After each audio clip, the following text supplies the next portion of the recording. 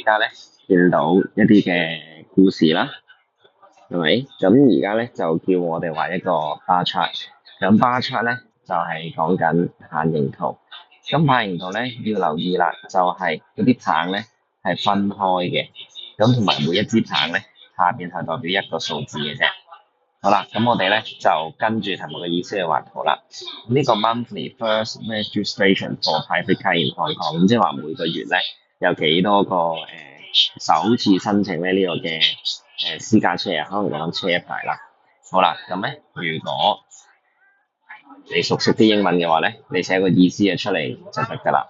monthly first registration，諸如此類啦，意思啱就得㗎啦，唔需要話好執着嗰啲英文點樣寫。好啦，咁跟住咧就畫翻打直嗰條軸啦，同埋打橫嗰條軸。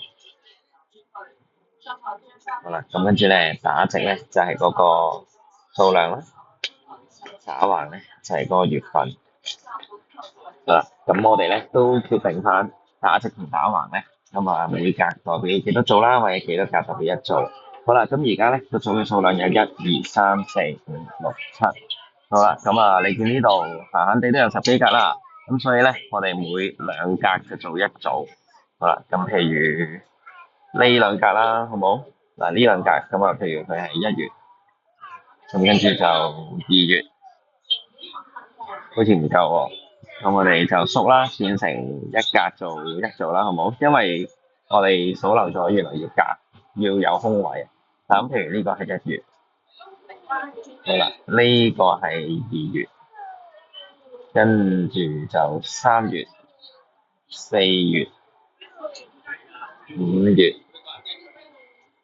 ，5月係尾，跟住就6月，跟住就7月。好啦，打直啦。咁打直咧，最高係去到6400。咁我哋幾多格咧？1、2、3、4、5、6、7、8格。咁8格要做6400，咁1格做1000好合理啊！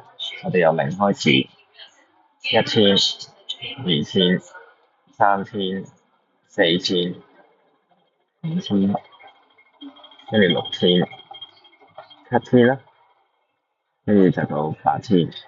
好啦，跟翻嗰啲數字去畫就得啦。1月4400去到呢度。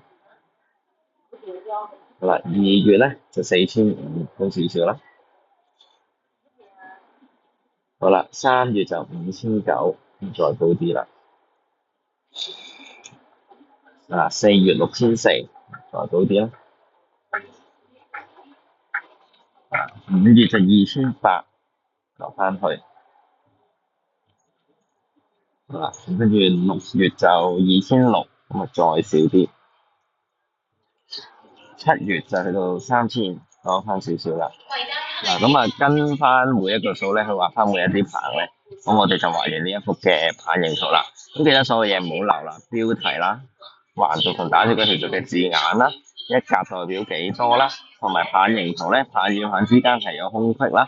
咁最後我哋跟翻啲數量咧，畫翻相應嘅棒，咁就可以攞出分數啦。